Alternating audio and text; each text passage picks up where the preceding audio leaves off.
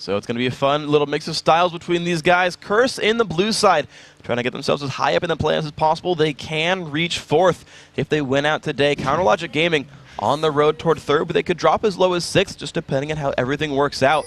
Let's see as they make their way around the map. CLG in the top right in red, and they're playing the buddy system. One aggressive ward that I believe Curse did see come down. The rest of them sitting in the top tri-brush. This is where those 3 hours of call time prep come into play, the level ones. See, a single ward placed by CLG saw Curse come in. And even though Curse was able to kill that ward, CLG knew where they were. And CLG, though, they're all hiding. They pink warded this brush. Looks like they intend to stay there for a while. Chow's actually lurking around on the outside for now. Wards over the wall. Now, as an Amumu player myself, one of the most poor situations that you can have starting a game is no blue buff. So it's definitely a commonplace strategy to try and steal away a blue from an Amumu jungle. And that's exactly what CLG are doing here. But Curse expected that because Saints played a decent amount of Amumu himself as well. So if they were able to just trade blue buffs, that would actually be a pretty good start here for Curse and Saint Vicious. Yeah. As CLG have actually set up a trap here, they're looking for the late wander over from Curse to their own blue. But the interesting thing is, so Curse are CLG are perfectly fine to take this blue buff away. They've got it.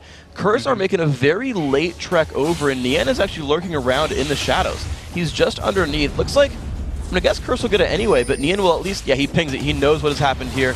So Saint will get his blue successfully. No actually major loss here. So, all right, blue.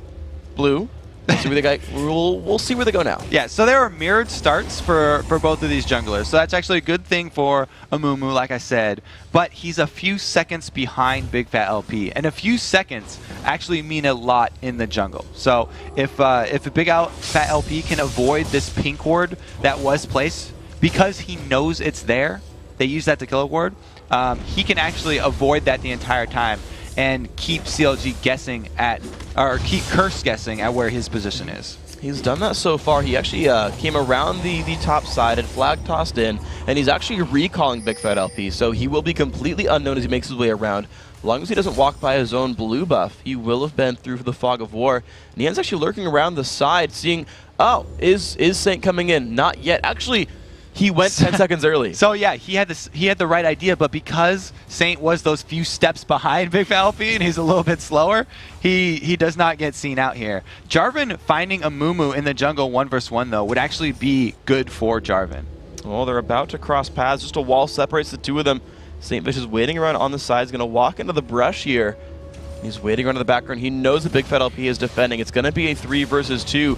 Or will Curse go in? This is a very bad idea if Saint decides to go in from the back there, because it's very difficult to pull off that dive early against a Renekton Jarvan combo who both have CC abilities that they can use already at this stage of the game. And Amumu's not that tanky. So what he needs to do is do a more Meteos-style jungle where he hard farms his jungle to try and get experience advantage at this point, while he's got vision of Big Fat LP. It looks like that is what's happening, but of course he has kind of indirectly taxed his top lane, though. Voidboy is stuck in a 1 versus 2, whereas Big Fat LP is defending his solo laner Nian. There's a bit of a difference in style then because of this, and I want to know if Saint gets a big reward out of that, if he gets to be huge. Good thing for Voidboy is that he's Zac, so he's had a bit of an easier time than Nian did in that 2 versus 1 situation. Even though they both started Dorian Shields, Zac with the Bloblet regen helping him out quite a lot. And you notice right there, Edward warded that tri-brush, looking to see will Jarvan sneak back in later, making sure that they're able to push without getting ganked as they continue to push that turret. Yeah, you don't want to place the same wards every time, both because you can get scouted out and because you have to place your wards according to the champions you're playing. If you're warding against Jarvan, it's a little bit different because he jumps those walls with the flag toss. Just put him in the river. He's not going to get into a brush across a wall. What are you talking about? All right, so Saint actually did make the same move up there and has turned it into the 2 versus 1 situation. Both of these very green melee champions up here. Now, the way that Amumu does lane is that he holds on to the bandage toss for as long as possible until it's a guaranteed hit, because the threat of that bandage toss will effectively zone double lift and Chowster as long as he's got it available. But he just tossed it there looking for double. Double's now stunned up as Saint losing more and more HP. Double out of health, but here comes Nijaki. Can he land a good charm? There's the Spirit. A little bit of damage there. Ignite is cleansed away, and the Exhaust, not really required, goes on a Jackie. And Link is going to take advantage of this time. He's going to shove the minions into the turret to try and make Jackie pay for that roam up top. When you heard that talked about in the Vulcan interview, whenever Reggie left his lane, ManCloud went for turret damage, and you're seeing Link do the same thing here. Good adaptation, not needing to roam, and typical Karthus to be fair, but Big Fat LP getting like super dived on under his turret. Ignite is burning, but he survived it. Now it's up to Cop. Can he do the damage? Cop level 4. Yeah, there we go. First blood, 400 gold, 200 to Edward. That is one of the most frustrating things for a Jarvan player. What just happened there was Big Fat LP did not have the mana for the combo. And Nian trying to jump in on Edward with the flash away for release, lets him be an elusive spider there. Link landing another, ooh, good exhaust, good charm. It forces the flash away from Jackie, but Link is not done. He is still chasing Jackie down. He's low on mana. Can he get the damage he needs? Nuh-uh, there's St. Vicious, lands the stun, and now comes the chase back onto Link. Karthus trying to run away, those stubby little legs under his cloak. He's gonna get out of this one. Yeah, that's just terrible. When you see a Jarvan throw down the flag and have not enough mana to throw out the Q and follow it up, feel bad for Big Fat LP, and it does give first blood over to Curse here as he meets up with St. Vicious once again. Puts a bit of damage down, says, those are my wraiths, how dare you. Pentakill Karthus making sure he gets out of his territory, so Saint's gonna walk his way back, but look at Cop.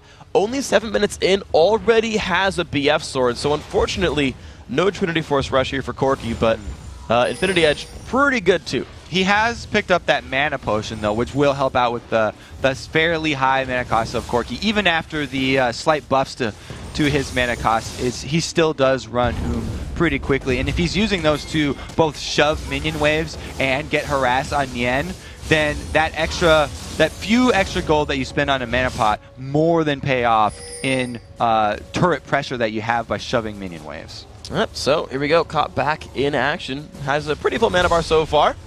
It's going to be alright for him. We'll see if the rest of the moves keep going that way. Link is level 6 and will be donated the blue buff here. So 7 minutes in, you've got a lower cooldown Requiem if Link can use it in the next 3 minutes. And that'll be just a little bit nice to have that cooldown coming up 40 seconds sooner. Ooh. Jackie a little bit late on the read though. Puts a ward down. Misses the ward on the brush to be fair. But was attempting to maybe stab at the blue buff, but is too late for that one. Now since both mid laners have blue buff, you're going to have to watch out for Link's positioning when he decides to Requiem, because Ahri can very easily close the distance and interrupt the Requiem with his charm. So any aggression that CLG decide to go about in the side lanes, thinking that they've got a guaranteed Requiem going to help them out, will have to be prepped for by Link. He can't just throw that out whenever you want it. That's going to be a bit difficult possibly then. See if Link can do this one right. We actually saw last game Dyrus nearly got killed mid-channel before. Something that we've seen a lot of top Karthuses do is just occasionally get that one interrupted. Now, when I play in a Mumu jungle, as soon as I hit level 6, I want to go make use of that amazing ultimate in a gank. He's got a flash and Curse of the Sad Mummy. That is such a good combination because you can guarantee your bandage hit after that. As long as you know the timing of your ulti, then you can chain it, and that amount of CC is pretty much a guaranteed kill. On someone like Karthus, where the laner is Ahri, yeah, on a Mumu with ulti and flash is a dead Karthus. Well, they're using it now to actually lurk into the bottom lane right here. Ahri's already lurked his way in. St. Vicious though going towards the top, so splitting focus actually. The ping did go onto Jackie though. CLG had watched him walk through a ward, and that was enough to send Nian back and away and hiding. That pressure does, however, give Curse, I believe, the turret if they keep pressing for it, but Nian wants to stop them. Oh, a second roam by Jackie there does free up this bottom lane. There we go. Nian's going to jump in, pop his ulti. Requiem comes across well. Will it be enough damage? Edwards switches forms and tries to run down low on HP, and Big Fat LP gets the kill. It's just going to Nian. Cop low on health, and the dive comes in. Nian, so much damage to CC chain. 2 kills picked up in this lane thanks to Requiem and the great play by Nian and Big Fat. Oh, Cop really wanted to finish that one off so that Edward hadn't died in vain, but 2 bruisers with those CC abilities that we talked about very early in the game, way too much to handle, and they that cost them. We talked about also the Karthus positioning. Link had, at that time, gone around to farm Race. So he was protected by a nice wall, and Jackie had no vision of Link. Really nice movements there. They're almost going to get rewarded with a turret for it. Look how low this turret is actually getting here. CLG forced to run from this one, but they've got not much more time left. Actually, I think it's funny, Big Fat LP has gotten more minions than Nian has from lane camping and last hitting with his sort of active abilities. So a bigger Jarvan than Renekton, but they've set the last wave in, but it's not going to be quite enough to kill the turret, though. And Big Fat LP is skilling up his Jarvan in sort of the classical where you max that Q for the extra damage on your Dragon Strike instead of maxing that Golden Aegis where you want to be the main tank of your team, and something that Meteos is especially a very big fan He maxes of. second. He maxes the shield second. Okay, but well, the reason why you match that second is because when the armor was taken off of the flag, they actually increased the shield that you get for each nearby champion when you pop your Golden Aegis. So that's actually the most effective tank build on Jarvan. All right, so here we go. Let's see where the rest of these guys move on toward. Still the standard lanes, though, for Curse. They've tried to roam a couple times with Jackie. Saint hasn't yet found that ulti gank just yet. Level 7 now, and still farming up. 40 minis on him, pretty high mark here. Counterlogic Gaming, they've actually, I guess they're playing sort of standard CLG style. I've not seen Big Fat do much but help Nian's lane out, but support the lanes kind of with his Jarvan, and just sort of rely on Link to farm and assist lanes with the ultimate. So CLG playing it pretty slow, and Curse not really finding the openings. And it is going in CLG's favor because Link has been constantly farming the mid lane while Jackie has roamed twice unsuccessfully. So even with Karthus not roaming, he's got more kills than a roaming Ahri just because of the Requiem. It's all kinds of crazy. The global presence working out. There's the jump in from St. Visions, the flash ulti. The stun onto Double is going to be enough damage. Requiem comes back across, though. The kill onto Saint. The turret going down as well. Edward now not in the best spot, but here comes Boy. Will he find Shouster? Yes, he finds one. And the jump onto Double, who has already been wild growth by the dead Lulu. The chase in. Cotton lands one rocket. Double stunned up. Double kill. Going in for Voyboy, 3-3 on the scoreboard. Good turnaround by Curse. Curse was able to get one extra kill out of that, but it's left Nian up top free farming here as Renekton, and now he's got a large minion wave up against this secondary turret. And this could be enough to maybe drop it down or at least remove a lot of its health bar. Cop, of course, being left alone on that side of the map. Voyboy and Edward also stealing away blue buff. And here comes St. Vicious on the defense. He will be keeping this turret alive. So blue buff steal, and he has some minion farm, but I think it's still a good thing for Curse. We'll see if they can grab their blue as well. The own blue should be picked up pretty easy here because there's no wards for CLG deeper than at the blue ward, and Nian has no backup there. So just him seeing two people is enough to say, I don't want to mess with that. Plus, I have no smite. So never mind there. It's going to be picked up. Curse just now getting 3 of the 4 buffs on the map. Only Counterlogic Gaming's red buff has been untouched so far. Though I got to think, you know, it's a good thing for Curse. They've caught themselves up. They're only 300 gold away. A Dragon not on the map right now, but certainly Curse pulling it back after some really good early game moves. The double kill for Link was so huge. Or I guess the double assist, I should say, for Link. Now it's looking so great. The Curse lineup, Nian lurking right in the shadows, had pushed that top lane, moved towards mid, but just didn't find anything. Now Curse are definitely still in this one, and they would like to have another team fight where they can make use of the Curse of the Sad Mummy to lock up everyone with Voyboy there to follow it up. We saw the success of that down bottom, but it will be fairly hard to repeat because of CLG's tri-lane presence here. Definitely a scary thing with these guys. Counterlogic Gaming very good at grouping up, controlling these lanes in the mid game, but the pressure onto the mid is going to be too much. Curse got there first. The tri-lane setup working out quite nicely. 3-3 in kills, 2-2 in turrets. The only thing Counterlogic Gaming really has to their name is the Dragon kill. And yet somehow despite that, the game is still equal in gold. So Curse making up for that in other ways, minion farm and whatnot else. Saint sweeping away the bottom lane, and we now do have unequal lanes though, as Chouster and Doublelift have stayed in the bottom lane now. Oh, Saint uses his smite early, gets chased off the golems, and there goes the Curse. Pops his ultimate, Doublelift getting the kill on the first minion. Saint forced to run backwards, gets the bigger one though, that's the important one. And now the fight has still begun, though. Voyboy, low on HP, pops his ultimate. Big Fat LP not going to choose to dive the turret. So, ultimate's lost, though. Got to say a little bit better. Yeah, with that one, Curse no longer looking for a team fight because those are their 2 team fight ultimates that were available. Now they've both been used on an attempted savior mission there for St. Vicious. And it was a really good job there by Double Lift and Chowster fighting that one out. And a good rotation down from Lincoln and Big Fat LP. All right, good job by these guys. And just to keep updated on the builds they go through, Doublelift is going for that Blade of the Ruin King build. Cop had opened up his BF sword actually into a Bloodthirster, but CLG have actually moved their way towards the mid lane now. They've got their setup here.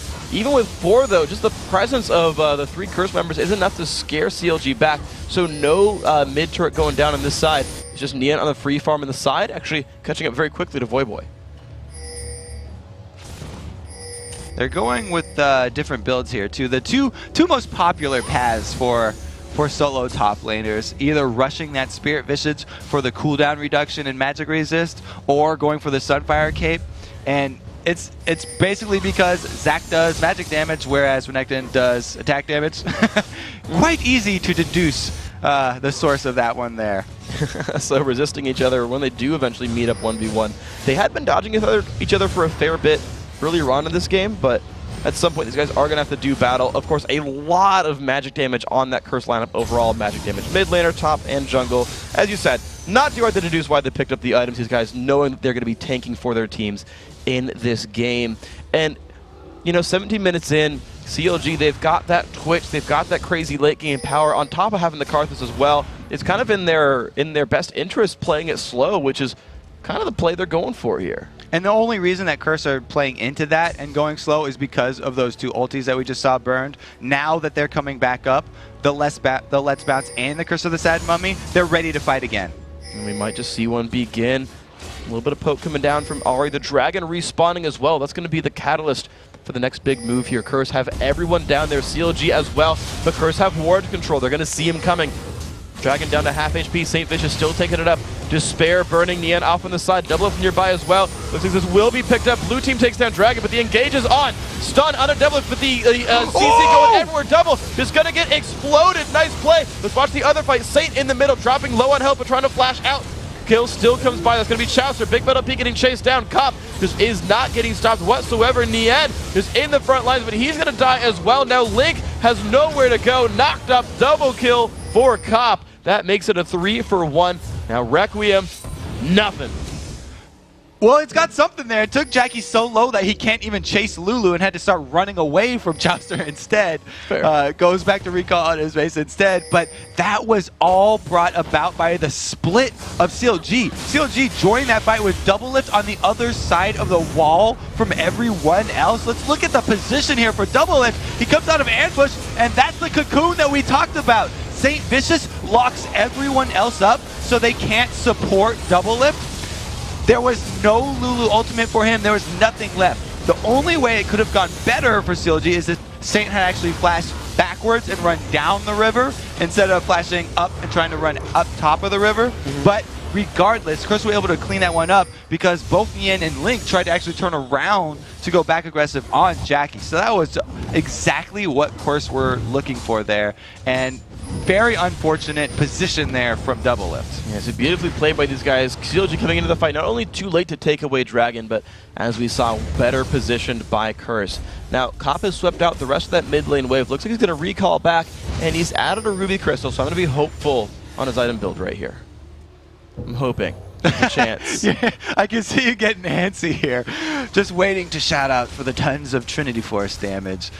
And Curse are probably going to hope for that one too here because it's very hard to repeat that team fight. Being handed Double Lift away from the entire rest of the team and right in front of Elise and Ari, the 2 members who are perfect for picking him off and killing him, is just basically the exact perfect thing that Curse were waiting for this entire time. And if CLG make the exact same mistake twice, then it's a very, very bad showing for their team. You know, and it's funny to look at this as well because think back to the pregame interviews, right, where Curse said, yeah, you know, there's more than Double Lift who's scary. They've got Link and Nian who are really good damage dealers as well. And CLG saying, yeah, we want to give we want to make Curse pick things they don't normally play. But these are not things that Curse really normally plays. Jackie's not a lot on Ahri. Cobb's almost never played Corki. Edward's not been supporting Elise for a long time. Saint on Amumu's a new one as well. Really only the Zac pick is a standard one, but Curse is excelling with this sort of lineup. Meanwhile, they're going single target assassin, only killing Doublelift, and Link's not carrying. Yeah, think about the first part of that statement. Doublelift is no longer the only damage source we have to worry about. Hello, Nien is going full tank Renekton here, and we have a Karthus Link going all ramp-up items. So at that point, he had a non-finished Rod of Ages that is still stacking up to this day, and an unfinished Tear of the Goddess. So he had very little ability power at that point. You know, there was basically, it was the same old sort of CLG problem where Doublelift was the main damage source. They caught him out. That's the team fight. GG, so well played on this one, of course. Curse finding out a really nice set of champions and finding the playstyle that makes it work. It's interesting, actually, just sort of talking to more players about how they play games, how they play champion select. In my conversation with Medios yesterday, I talked to him about sort of the comps that they would run, and he said, actually, when we get into the game, to maximize what we can do in this game, you know, to beat up theirs. And as you mentioned, Link not powering up yet and Doublelift being the main threat early on, Nien building tank, they're like, yeah, we'll assassinate Doublelift a lot. At some point worry about Link, but not yet. And that's what's happened here for Curse. I like their moves so far. Just want to chime in and say there's a Zeal now on. But a lot of people buy Zeal. That doesn't give me any hope yet. I want to see you excited, Freak. I want the Phage for the Sheen. That's the only things that matter. Okay. Zeal, everyone builds that item. It gives me nothing. It's a false tell. Well, How we are going to have Curse sieging up here because they are very much aware of the timer that they're working against here. They want to make use of these team fight cooldowns that we keep talking about, the Amumu and the Zac, the two green guys. Yeah. Those are both up right now, and so they are going to try and press this advantage while they have it at this midpoint of the game. Because we already talked about Link's ramping up build. It's only going to get more powerful from here. As soon as he finishes that... Ooh, very close charm right there. As soon as he gets that Seraph's Embrace, then he's really going to come into his own. Exactly. He's about 500 gold away from Archangels, and the Tear of the Goddess is halfway stacked. So you're absolutely right. He is getting there. He'll be there soon. And this is the timetable that Curse are working with. The push still continuing. They are just sieging this lane, and of course, with no one having global teleports, you know, there's no split push in this one. It's just the 5-on-5. Engage goes off onto Jackie, but he's going to disengage there. Wall of Pain separating the teams as well, and there's going to be nothing found on either side, but Jackie has lost his ultimate. Amazing move from Big Fat LP right there. Taking out the Spirit Rush from Ahri means that he can't reposition to punish Doublelift like that again, and that's a huge part of this Curse composition. They have to stick that Twitch in place with St. Vicious ultimate, which will allow Jackie to get his clear shot of full combo off. Without the reposition, though, they can't continue to go for it. So single-handedly, Big Fat LP stopped that push. And you look at it, both teams knew it. Right? The rest of Curse backed off. Ahri recalled. Okay, Dragon's up. Curse might still get that, but CLG immediately split, said go take the free lane farm, go get Damagey again. We need some more items completed. Curse, sure, they're still rewarded with globals. Sure, they're getting the global gold up there. They're now almost 3,000 gold ahead. As you see, if there are 3 of 3 dragons, that's just earned through and through by Curse here. Counterlogic Gaming, though, trying to lick their wounds, get their gold back up, and try to just get to that 45-minute mark. Yeah, so they got the consolation prize of Dragon, but they lost the pressure that they had built up. The pressure in terms of minions that are up against CLG turrets, by the way. Both the top and the mid lane had minions pushing all the way to the turrets. At that point, with Curse having to back off, those minions just turned into gold for CLG because they were able to rotate over and go clean them up. Very, very timely move from Big Fat LP. Exactly, and when you look at it, you can actually sort of read those sorts of moves. Who's getting the better minion wave kills? Because you see Curse with a kill lead, a dragon lead, and a turret lead, and yet only 2,500 gold. Those would add up to about 5,000 gold if you looked at it all, but CLG doing a better job controlling the minion waves this time around, getting the farm their way because of those other grand map moves, keeping it a lot closer. But Curse, though, they're still looking to force things. They're still looking for pressure and objectives. You see them warding deep into enemy territory, grabbing buffs, and then again being on the aggressive. And because of that extremely heavy magic damage, Curse team, we also saw a locket completed here from Big Fat LP. getting that magic resist aura from the Aegis, and then also upgrading it to get the extra shield so that he can shield people for AoE damage, which Curse actually have quite a lot of. A good move picked up then.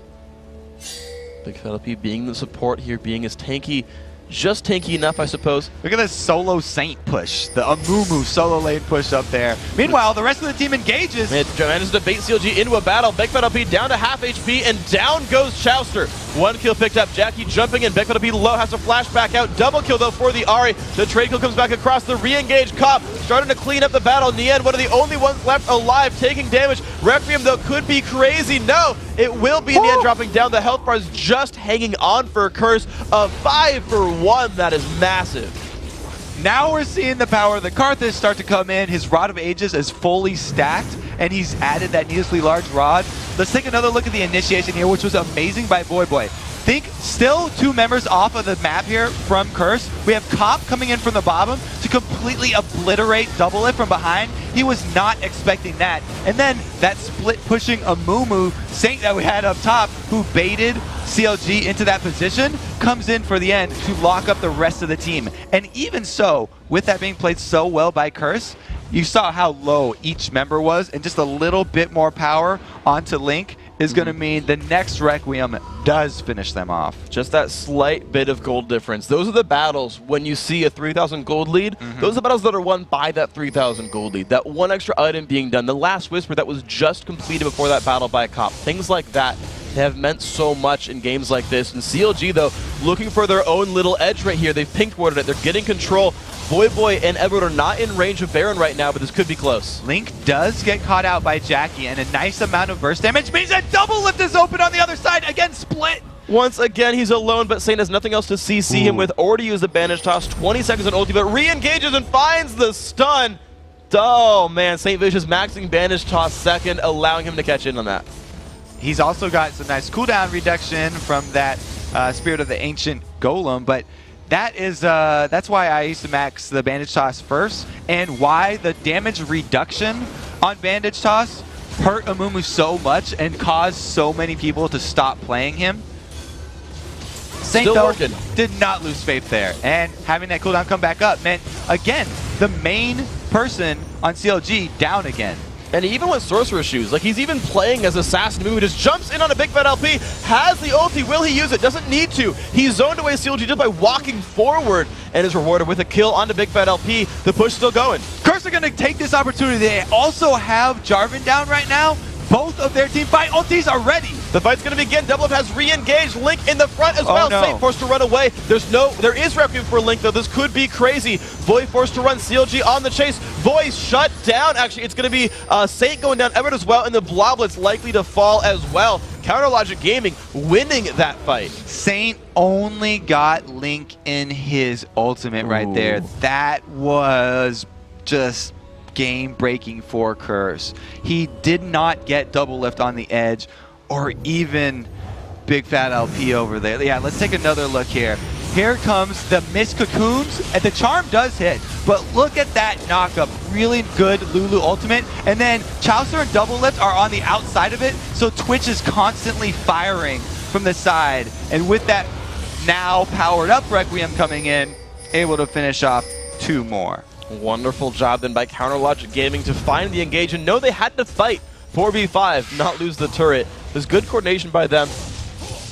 They were really up against it too. Yeah. CLG had to make their move right there because Curse still had that duo combo of ultimates ready, and they were knocking at the door with a man advantage. They just hesitated a bit too long, and missing the edge of that Curse basically made the team fight.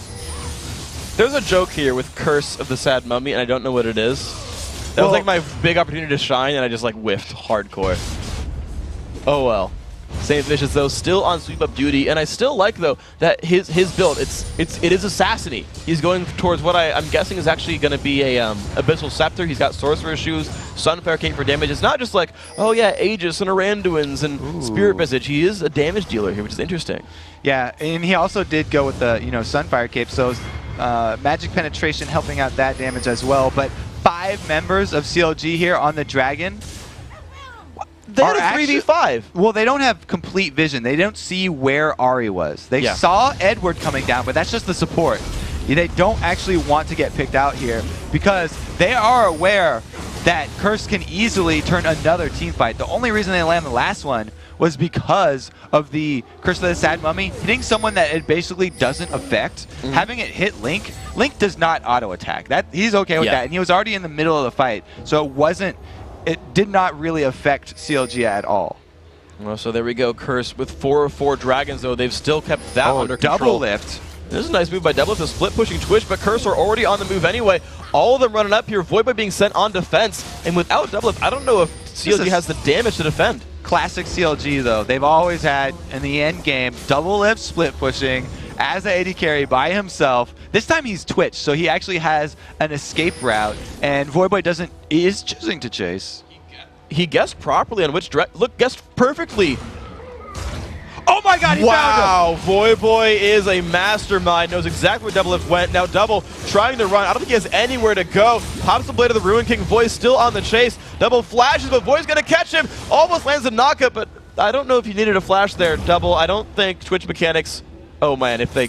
Oh my, never ever ever play Voidboy hide and seek. Yeah, that guy, like... Jackie can follow this one up here. He does land the charm. Oh, this is not good. Double Lift forced to... Big Bad LP, sorry. Also going down 45 seconds on his respawn. Baron is up. Dragon's been taken. This is map control for Curse. Again, the picks for Curse are the game-changing plays. And Zach is not the person you expect that pick to come from. The one from Ari is expected. But wow, Voidboy starting that one off, taking out Double Lift, just earned his team a Baron. Beautifully played. Baron goes down at 32 minutes. Voidboy opens his eyes during the countdown of hide and seek. That's what I was going for. Curse now 6-4 on turrets. 4-0. You got once you started talking, it gave me some time. The Curse of the Sad Mummy is still eating at me. Check this out, though. So this is the Ari pick that you usually expect. You know, he's even got the blue buff on him. So Charm lands in the middle of that flag toss, making it even worse for Big Fat LP. And great job by Jackie being able to follow this one up for the second Charm because of that cooldown reduction that he has from his blue buff. And the Deathfire Grasp as well. Just wonderful stuff there. Jackie making a lot happen for his team. 3-1-7, 5-1-5 Cop, who is a betrayer and bought a Phantom Dancer, is going towards an Infinity Edge. The Ruby Crystal was just a ruse, but it's okay. I'll forgive you, Cop. Doing very well this game. Now a 7,000, well, 6.5 to 7,000 gold lead for Curse, and they are still playing this game very, very well as we wait for CLG to power up. You see, finally, 10,000 gold on Link. He's not far behind Jackie. Almost 10,000 on Double Lift. He's a bit behind Cop at this point, but the damage dealers for CLG are scaling up, but it might have been too late. And it's a little bit late, but they would still like an Aegis of the Legion here. Curse goes straight in, they land a Cocoon. Nian gets rooted up, gets stunned, he's trying to run away. He does take the Wild Growth as well. The battle has begun, but no kills have happened. Couple of ultis burned. Jackie and Void both losing theirs. And it's just going to be a give up onto the inhibitor. So Curse, wearing the Baron buff, takes more control of the map as they work towards the top lane. They don't have minions for this one, though. This could be a CLG defense, but the turret's going down so fast.